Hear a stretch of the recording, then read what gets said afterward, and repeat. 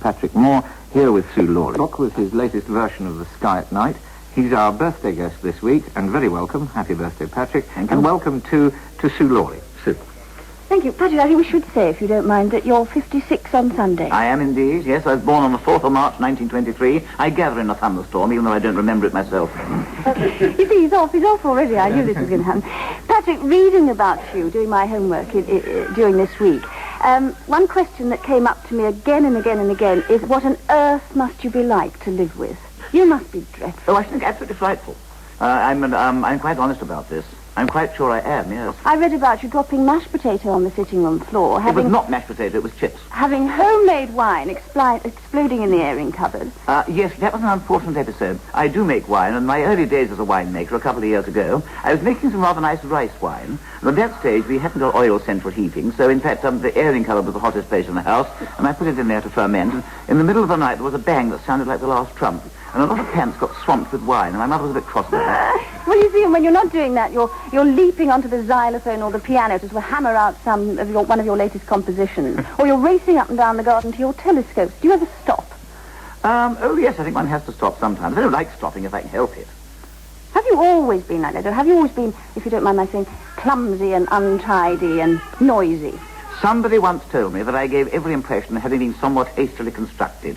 I'm not prepared to deny this.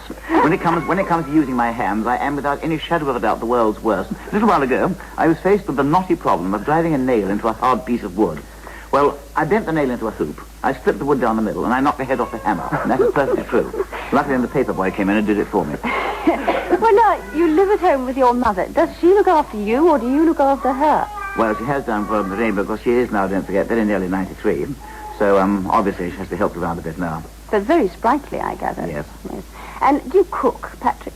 Oddly enough, I do. I don't pretend to be a cordon bleu, but I can, in fact, put on a fairly decent meal if I have to, I think. I bet you make such a mess in the kitchen, it's not worth it. Oddly enough, that's one thing I don't do.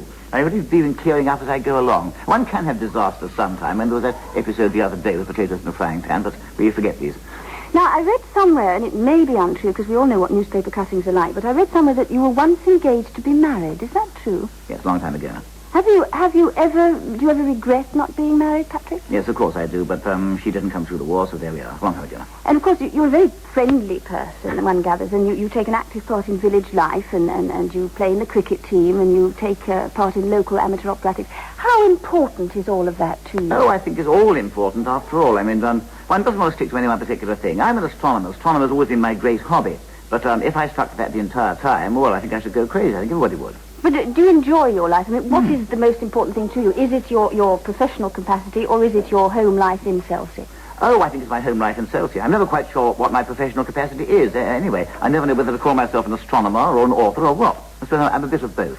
I think your birthday present is arriving behind you, Patrick. It is hot buttered toast, as it is on a paper plate. Very nice. Thank you very much. Is it hot? That's what we need to know. Absolutely fine. Well, thank you very much indeed. You're not going to bite it? I am going to bite it, most certainly, but I can't bite and talk at the same time. Even I can't do that. Oh, I thought you would. I thought that was totally in character. What you should know, Patrick, is there's a sweep-on in this team. We believe you can talk. Very well. Right, here goes. Harry Neve ate Kedgeree and continued his interview and upset some of the listeners by so doing. I don't see why you shouldn't. I'm now munching toast and eating I will at the same assure time. the overweight Patrick Moore that there's about 8,000 calories in what we've just given you as well. The interesting thing is, and anyone who knows me well will confirm this, in spite of my size and in spite of my bulk, my appetite is way, way below normal, and it always has been.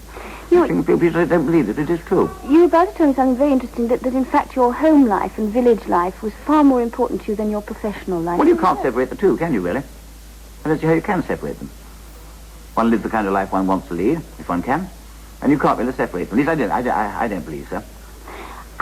It really is by, talking about astrology in many ways, it is by luck, really, that you are as famous as you are, isn't it? You did say astrology, didn't you? I did, yes. Yes, I did. I'm sure I thought you did. Well, of course, astrology, of course. There are still people who get astrology and astronomy mixed up, even in these days when people are meant to be educated. And I think astrology does prove one thing. There's one born every minute. We'll get to that in a minute. Get back to being interviewed by Sue Lawley, if you don't mind, Patrick. But you have no formal qualification, do you? Astronomically speaking. Well, I've got an honorary doctorate of science, but it is honorary.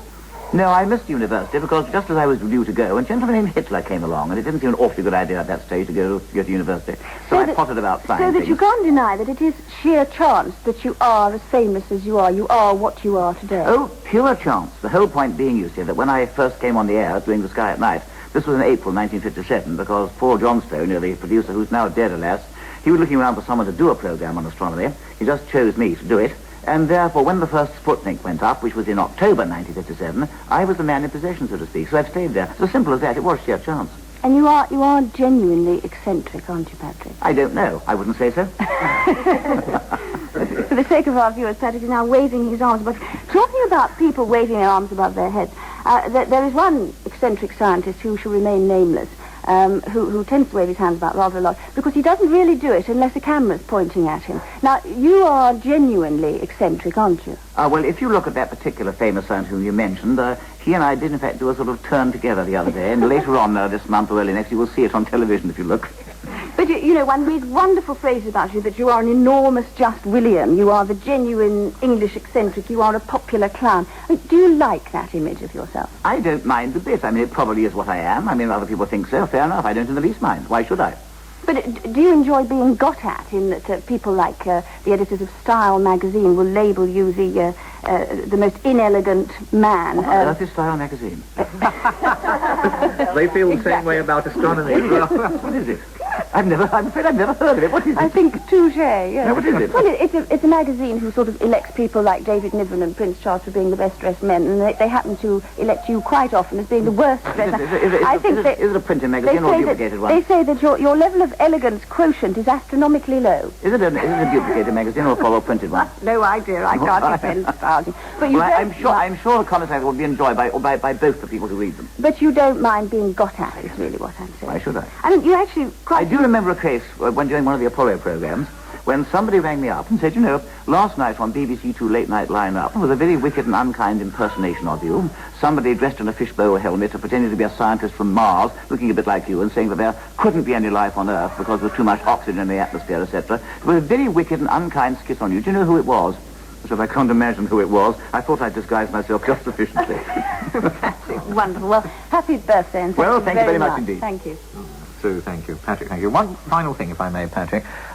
Living as you do in this tiny village that you've made more famous than it justly deserves, Selsey, and on the day that people go to the polls to consider devolution for Wales and Scotland, it seems to me appropriate to ask you, jokingly, I hasten to add, that you once wanted, did you not, to make Selsey independent of the rest of the United Kingdom and make yourself its foreign secretary? We're considering a UDI for Selsey campaign, producing our own stamps on our own fishing limits, which are 200 miles, we can actually claim Paris, you understand. I was due to be foreign minister because this one came from the cricket club, and as the leg spin bowler, I should be devious. I fear it's got nowhere at the present moment, but there is still hope, and you may still want a passport to Selsey in the future. If so, I promise you, Desmond, we'll stamp it with acclamation. Patrick, thank you. The Bowles Brothers now, with an instrumental piece. On my list, it doesn't even have a name yet, so it's therefore hot off the presses. What's it called, Brian? It's called Heavenly Bodies in while it's astrologist. Now, that's the way psychiatrists get agreement, actually. Anthony Clare, thank you very much. Sue Lawley, do you read your stars at all? Well, you see, in fact, I wonder if Anthony can explain this to me. You see, I don't take any notice of newspaper horoscopes. I think they're a load of baloney for the simple reason that I used to write them. When I was... I always knew it. When I was a featured sub-editor for my sins on a local paper, they used to come in syndicated, you know, as they do. And I'm cancer, as you said, and I used to look through them. I used to think cancer's not very nice today. You know, I think I'll choose another one. So I'd fiddle them all around a bit. Nobody ever complained. I mean, all the cancerians in this region where I was working must have been delighted. However, having said that, if you mention nice glossy jobs like Harper's and Queen, you see, now I do stop at that page and read it. Why do I read it?